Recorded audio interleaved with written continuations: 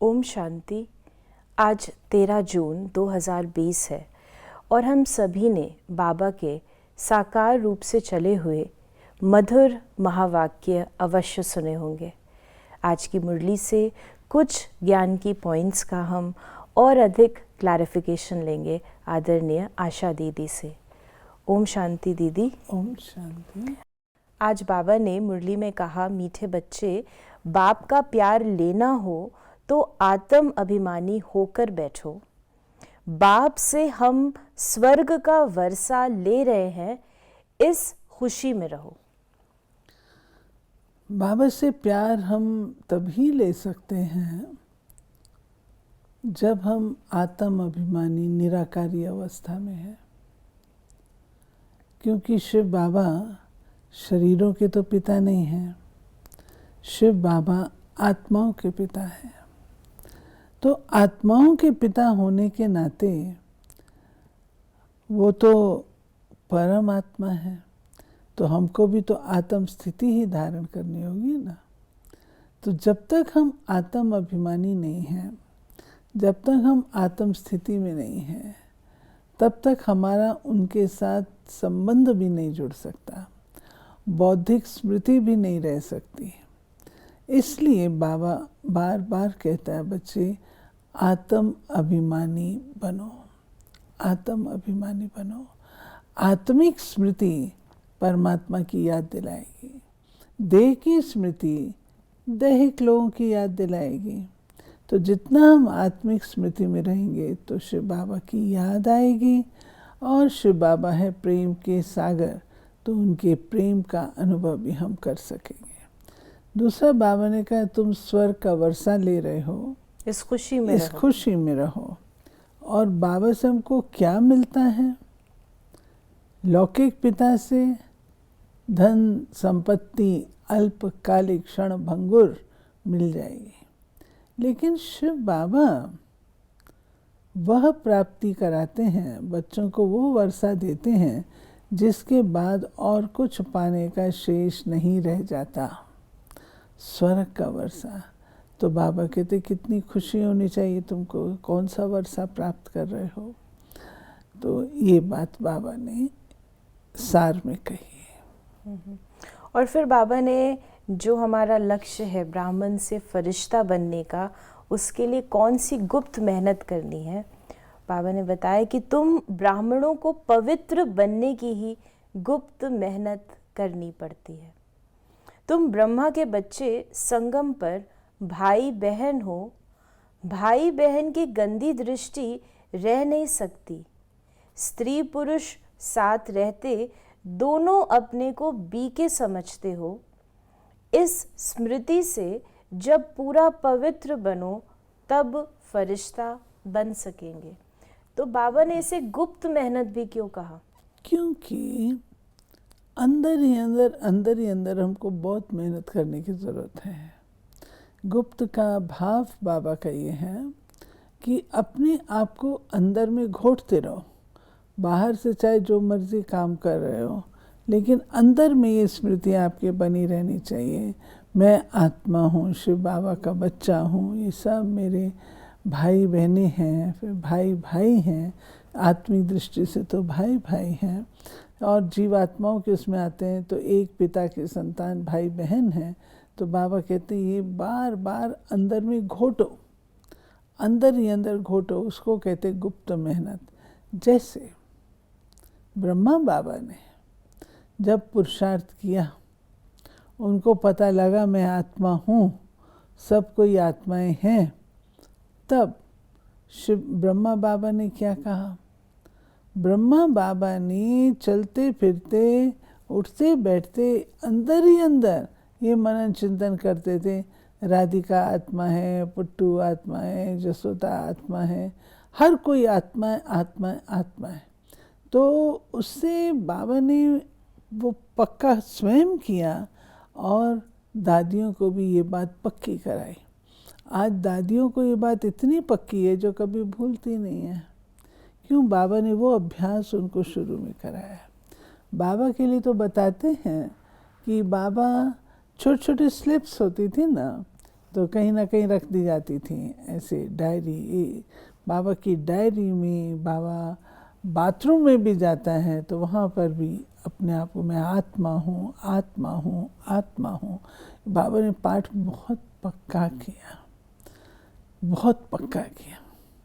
वो बात बाबा कहते हैं गुप्त मेहनत है जो आपको अंदर ही अभ्यास करते रहना है, मैं आत्मा हूँ। यानी एक चीज़ होती है कि ये समझ लिया कि हम आत्मा है, लेकिन उस स्वरूप में बनना, अपने आप को बार बार रिमाइंड करना, वो अंदरूनी मेहनत हर एक को करनी है। और फिर आज बाबा ने मुरली में हमें टॉपिक भी दिया है, किस टॉपिक पे बच्चों को भाषण तैयार करना है। बाबा ने कहा कि मनुष्यों को ये पता नहीं है शिव और ब्रह्मा, विष्णु, शंकर का संबंध क्या है। अभी बाप समझाते हैं, तुमको टॉपिक देनी है ब्रह्मा सो विष्णु, विष्णु सो ब्रह्मा कैसे बनते हैं। त्रिमूर्ति, और ये चित्र दिव्य दृष्टि से देख करके बनाया गया है। शुरू के जो चित्र हैं उन चित्रों में ये है त्रिमूर्ति, झाड़ और गोला। तो सामान्य रूप से जो त्रिमूर्ति होती है दुनिया में, उसमें तो ब्रह्मा को त्रिमूर्ति कह देते हैं, शिव को त्रिमूर्ति नहीं कहते हैं।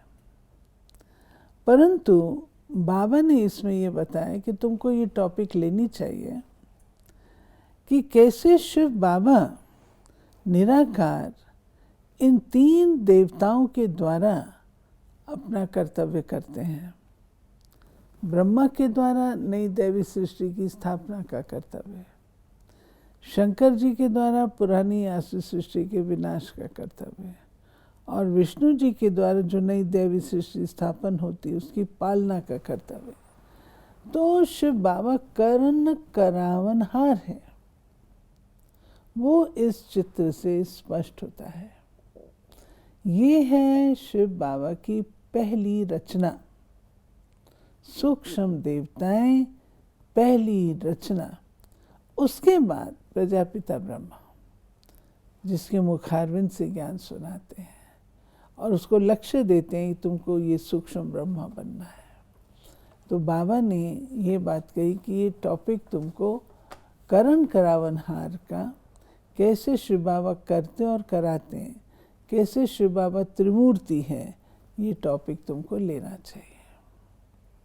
फिर बाबा ने कहा, कोई कहते हैं परमात्मा कृष्ण के तन में आए हैं। अगर कृष्ण में आए फिर तो ब्रह्मा का पाठ खत्म हो जाता है। कृष्ण तो है सतयुग का पहला प्रिंस। अब सोचने की बात है, श्री कृष्ण कब आएंगे। आमतौर पर तो लोगों ने ये बताया ना कि श्री कृष्ण के द्वारा श्रीमद् भगवद गीता का ज्ञान दिया गया। अब श्री कृष्ण हैं देवता, फर्स्ट प्रिंस ऑफ सतयुग। फर्स्ट प्रिंस ऑफ सतयुग जब आएगा, सतयुग क्या जगह होगी, वो संपूर्ण निर्विकारी, संपूर्ण पवित्र, हर तरह से संपन्न। अब श्री कृष्ण का आना किस भाव से होगा? अधर्म का नाश करने, सत्युग की स्थापना करने, जैसा कि श्रीमद् भगवद गीता में कहा गया। अब जब वहाँ पर ये है ही नहीं अधर्म, तो श्री कृष्ण जी सत्युग में क्यों आने लगे? क्यों आकर के ज्ञान देंगे? वहाँ जरूरत ही नहीं है ही नहीं अधर्म, संपूर्ण पावन दुनिया है। ये बात संगम की है, कलयुग अंत सत्युग के आदि के संगम की है। जब एक ओर अति अधर्म है और दूसरी ओर सत्य धर्म की स्थापना का कार्य चलता है, तो परमात्मा कहते हैं कि श्री कृष्ण को सृष्टि का रचयिता नहीं कहा जाता, रचयिता ब्रह्मा को कहा जाता है। ब्रह्मा ने संकल्प से सृष्टि रची, ये ब्रह्मा के लिए गायन है, श्री कृष्ण के लिए नहीं। इसलिए ब्रह्मा के द्वारा स्थापना होती है अगर श्री कृष्ण करे तो ब्रह्मा का फिर रोल क्या? ये चीज़ है। फिर बाबा ने कहा यह ब्राह्मण संप्रदाय तो ज़रूर प्रजापिता ब्रह्मा चाहिए। और बाबा ने सतयुग के लिए भी कहा कि सतयुग में देवी देवताएं विष्णु संप्रदाय हैं, वहाँ चतुर्भुज की प्रतिमा रहती है, जिससे मालूम पड़ता है ये विष्णु संप्रदाय है। विष्णु की डायनेस्टी है, ब्राह्मणों की डायनेस्टी नहीं कहेंगे। तो ये दोनों चीज़ों को स्पष्ट करें। एक तरफ बाबा ने कहा कि प्रजापिता ब्रह्मा अर्थात ब्राह्मण संप्रदाय, और विष्णु की प्रतिमा है तो विष्णु संप्रदाय, लेकिन डायनेस्टी नहीं कहेंगे ब्राह्मणों की, विष्णु की डायनेस्टी है। क्योंकि जो ब्राह्मण जन्म है ये हमारा केवल एक है और ये पुरुषार्थ के लिए है। ब्राह्मण, इसमें हम पवित्र बनते हैं, ट्रांसफॉर्म हो रहे हैं। हम नई रचना नहीं रच रहे हैं, हमको नई रचना नहीं रचनी, वो कार्य ब्रह्मा का है, ब्राह्मणों का नहीं है।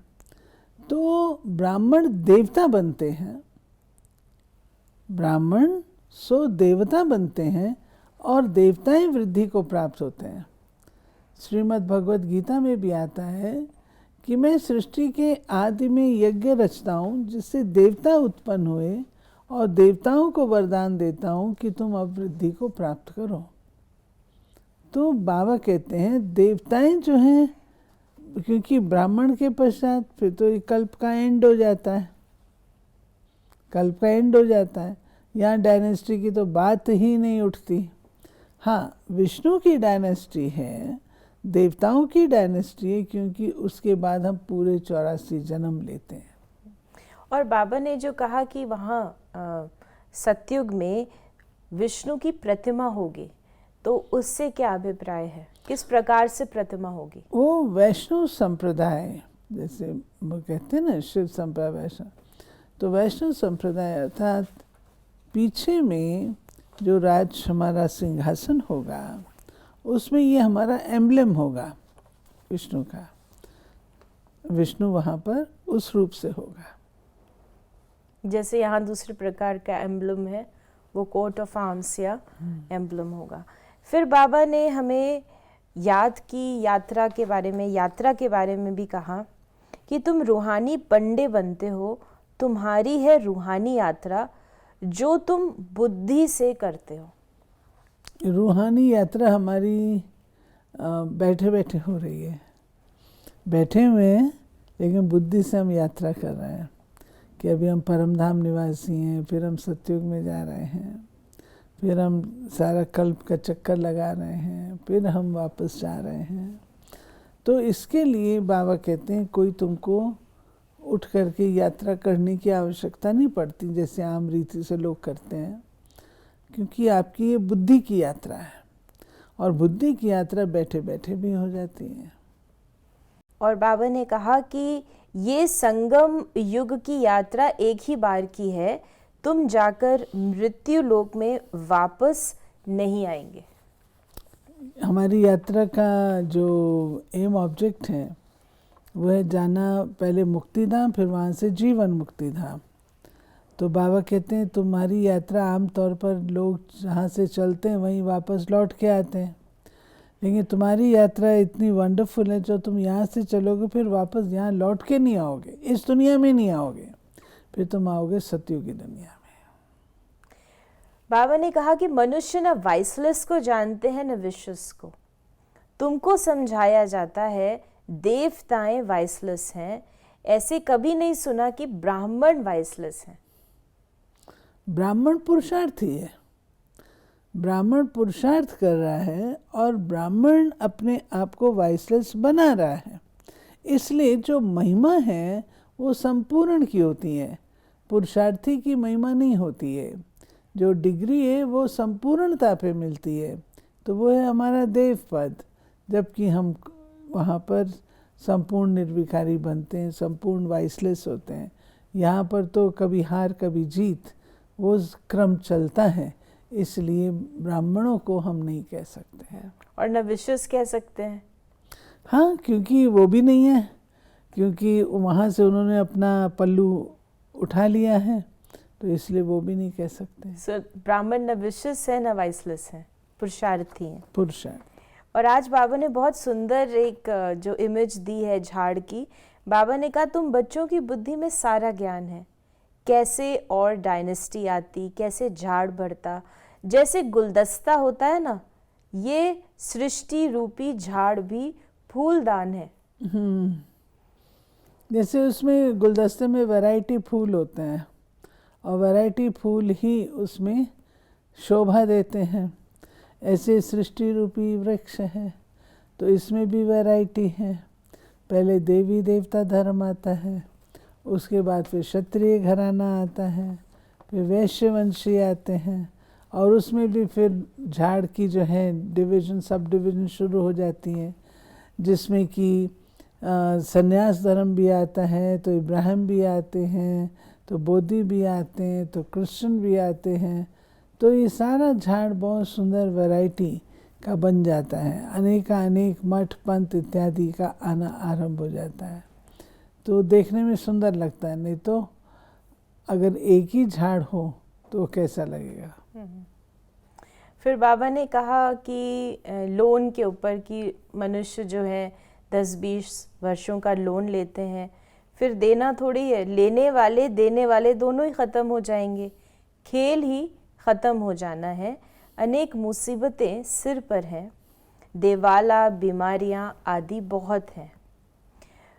तो बाबा ने अचानक के बारे में कि अचानक बैठे बैठे मर जाते हैं, ये है मृत्यु लोक। तो बाबा ने हमें बताया कि तुम अमर लोक में तुम अभी जा रहे हो, तो ये सारा मृत्यु लोक का डिस्क्रिप्शन देख रहे थे। ये सारा मृत्यु लोक है जहाँ पर हर चीज लॉलेस है,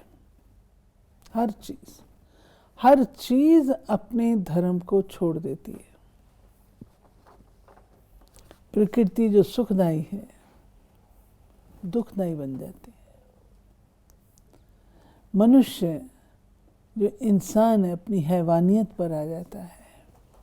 हर चीज धर्म जो प्रोटेक्शन के लिए है वॉर का कारण बन जाता है, आदि हर चीज अपने धर्म को छोड़ देती है। तब बाबा कहते हैं जब ऐसी धर्म ग्लानि होती है तब मैं आता हूँ। यह विशेष वर्ल्ड, कलयुगी वर्ल्ड, तब मैं इसको ट्रांसफॉर्म करता हूँ। आज की मुरली में वरदान है, नाम और मान के त्याग द्वारा सर्व का प्यार प्राप्त करने वाले विश्व के भाग्य विधाता भव। जैसे बाप को नाम रूप से न्यारा कहते हैं, लेकिन सबसे अधिक नाम का गायन बाप का है, वैसे ही आप भी अल्पकाल के नाम और मान से न्यारे बनो तो सदा काल के लिए सर्व के प्यारे स्वतः बन जाएंगे।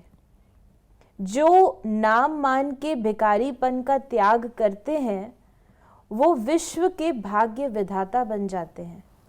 कर्म का फल तो स्वतः आपके सामने संपन्न स्वरूप में आएगा।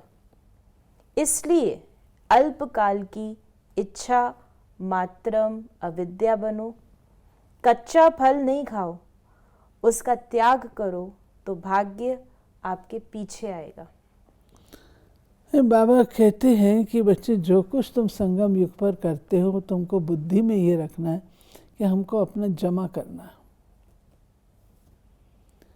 कुछ भी हम करें अगर मैं उसका तुरंत फल लेना चाहूँ तो बाबा तो दे देंगे, क्योंकि जो कुछ मैंने किया कर्म का फल तो मुझे मिलेगा ही मिलेगा।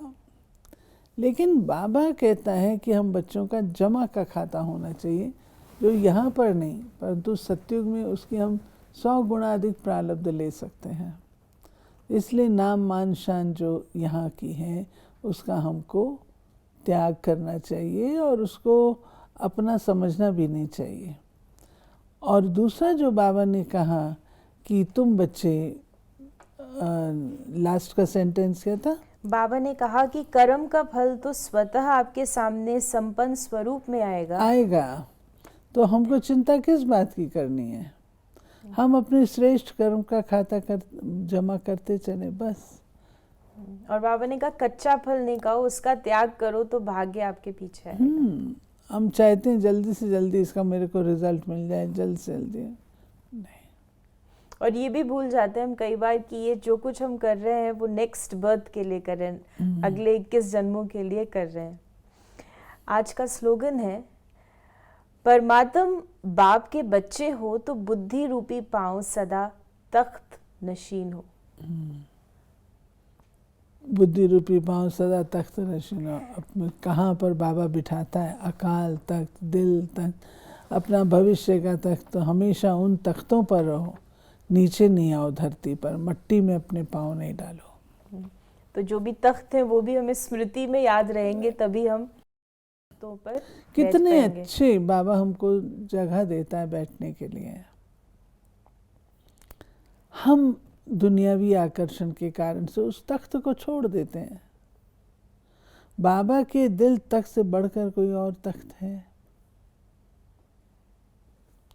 और वो कहता है मेरा तख्त इतना विशाल है, तुम बैठने वाले बनो, स्पेस मैं क्रिएट करूंगा।